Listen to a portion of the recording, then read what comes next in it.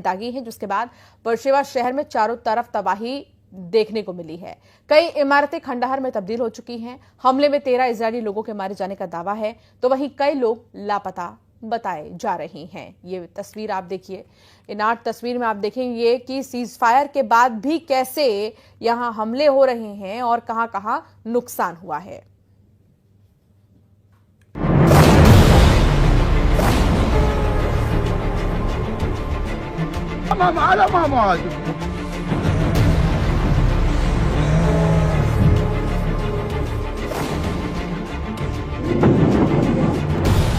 जब महायुद्ध की आहट से कांप उठी दुनिया,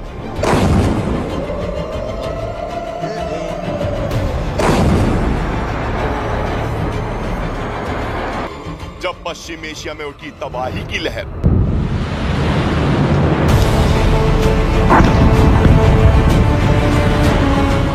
तीन बड़े किरदार, 12 दिन का वॉर।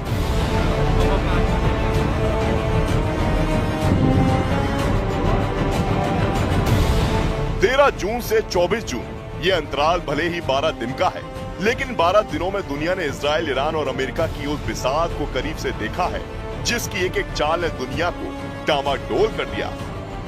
हर नजर इन 3 चेहरों पर थी, बेंयामीन नेतन्याहू, अयातुल्लाह खामनेई और डोनाल्ड ट्रंप।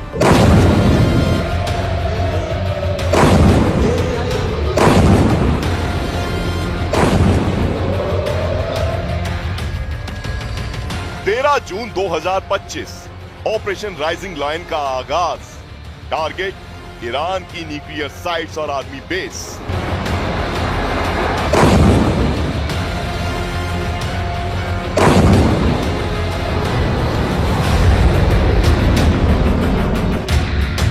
इजराइल ने जैसे ही ऑपरेशन राइजिंग लायन शुरू किया, दुनिया की धड़कन बढ़ने लगी। ईरान की मिसाइलें, इजराइल के फाइटर जेट्स और अमेरिका की चुप्पी, सब कुछ विस्फोटक था। पर इस पूरे घटनाक्रम के केंद्र में 3 चेहरे थे: इजरायली प्रधानमंत्री बेंजामिन नेतन्याहू, ईरानी सुप्रीम लीडर अयातुल्लाह खामनेई और अमेरिकी राष्ट्रपति डोनाल्ड ट्रंप। 12 दिन की जंग में हर मोड़ पर इन 3 चेहरों की नीति, बयान, चुप्पी ने दुनिया को झकझोर दिया। इजराइल ने अचानक ऑपरेशन राइजिंग लायन शुरू कर दिया। ईरान के परमाणु ठिकाने और सैन्य हेडक्वार्टर पर एक साथ हवाई हमले हुए। ईरानी खुफिया प्रमुख और कई परमाणु वैज्ञानिक मारे गए। नेतन्याहू ने बयान में कहा, हम सिर्फ अपने देश की नहीं, दुनिया की रक्षा कर रहे हैं। उनका मकसद था ईरान की परमाणु क्षमता को समय से पहले कुचल देना।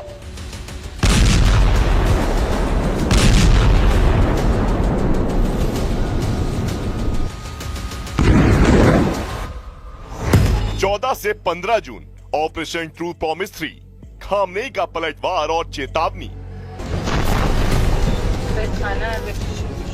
इजराइल का हमला बड़ा था, लिहाजा बिना वक्त गवाए ईरान ने अपने आक्रामक इरादे जाहिर कर दिए।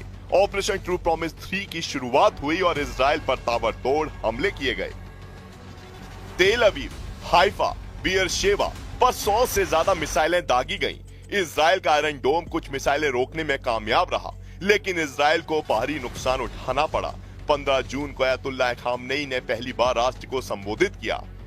इस बार जंग छेड़ी गई है और इसका जवाब इतिहास याद रखेगा। खामनेई इस बार कूटनीतिक नहीं, सामरिक मुद्रा में थे। 16 से 17 जून, नेतन्याहू बनाम खामनेई।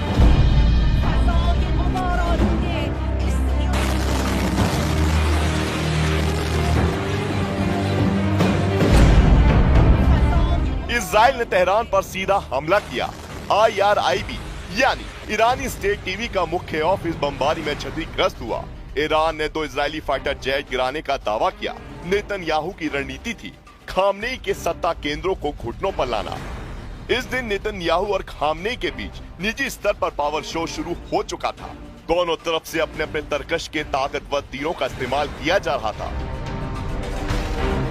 18 जून 2025, अमेरिकी राष्ट्रपति डोनाल्ड ट्रंप की एंट्री।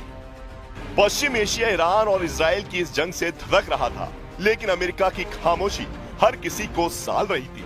इसी बीच 18 जून को अमेरिका के राष्ट्रपति डोनाल्ड ट्रंप ने ट्रुथ सोशल पर लिखा, ये युद्ध एक मूर्खता है, अगर मैं होता तो पहले दिन ही खत्म करवा देता। इस बयान ने अमेरिकी राजनीति में बवाल मचा दिया। व्हाइट हाउस को साफ करना पड़ा कि अमेरिका मध्यस्थ है, न कि युद्धरत पक्ष। ट्रंप का बयान इजराइल के हक में दिखा, जिससे खामनेई बिफर गए। अगर अमेरिका सीधा युद्ध में उतरा तो आग फैल जाएगी। 19 से 20 जून, मौत और मकसद।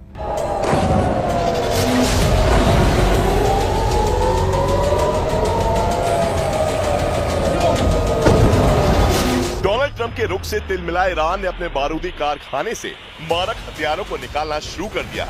ईरान ने फतह 1 और सर्जिल जैसी सुपरसोनिक मिसाइलों से इजराइल पर हमला कर दिया। जवाबी कार्रवाई में इजराइल ने ईरान के 6 एयरबेस तबाह कर दिए। 20 जून को नेतन्याहू ने सबसे बड़ा बयान दिया, खामनेई की हत्या के विकल्प का बयान। जंग तभी रुकेगी जब खामनेई नहीं रहेंगे। इजरायली हमलों में ईरानी सेना प्रमुख अली शाहमानी और defence staff chief Ghulam Ali Rashid मारे गए। इजराइल का मकसद अब रक्षात्मक नहीं, लीडरशिप टारगेटिंग था।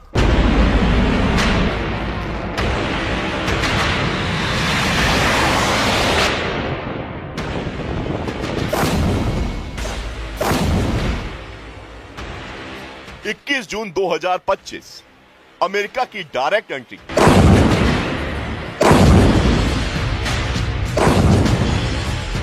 लेकिन इस जंग में सबसे बड़ा मोड़ उस वक्त आया जब नेतन्याहू और खामनेई के बीच छिड़ी वर्चस्व की जंग में अमेरिका की डायरेक्ट एंट्री हुई। खामनेई की धमकी के बावजूद अमेरिकी B-2 स्टाइल बॉम्बर्स ने फोर्टो नतांज और इस्फहान में ईरान के परमाणु ठिकानों पर हमला किया और दावा किया गया कि ईरान के परमाणु कार्यक्रम को तबाह कर दिया गया। 22 से 23 जून, दहशत का आखिरी अलार्म। ईरान ने इजराइल के सोरोका अस्पताल और स्टॉक एक्सचेंज को टारगेट किया। इजराइल ने जर्द और इराक में मिसाइल हेडक्वार्टर और रिएक्टर पर हमला किया। अमेरिका के उपराष्ट्रपति JD वेंस ने कहा, ईरान का परमाणु कार्यक्रम अब वर्षों पीछे चला गया है। 23 से 24 जून की रात, कतर इराक में अमेरिकी बेस पर ईरान का हमला। ईरान का ये हमला न्यूक्लियर साइट पर हुए हमले के जवाब में था, लेकिन इससे पहले इस जंग की कहानी और आगे बढ़ती। अमेरिका के राष्ट्रपति डोनाल्ड ट्रंप के इस ट्वीट ने सीज फायर का फॉर्मूला तय कर दिया। कतर की मध्यस्थता से बात आगे बढ़ी और उस जंग पर ब्रेक लग गया जिसने पूरे पश्चिम एशिया को दहशत में ला दिया था। इस 12 दिन के युद्ध में बेंजामिन नेतन्याहू ने युद्ध को नेतृत्व साबित करने के लिए इस्तेमाल किया। खामनेई ने ईरान की अस्मिता और जवाबी हमलों से अपनी पकड़ मजबूत की, जबकि अमेरिका के राष्ट्रपति डोनाल्ड ट्रंप ने बयान देकर माहौल को और गरमाया, फिर खुद को शांति का सूत्रधार बनाकर दुनिया के सामने पेश कर दिया।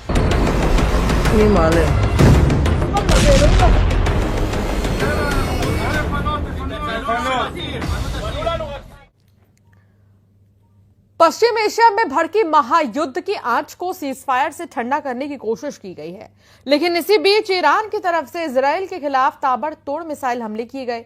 निशाना बनाया गया बेगल शिवा शहर को। देखिए रिपोर्ट।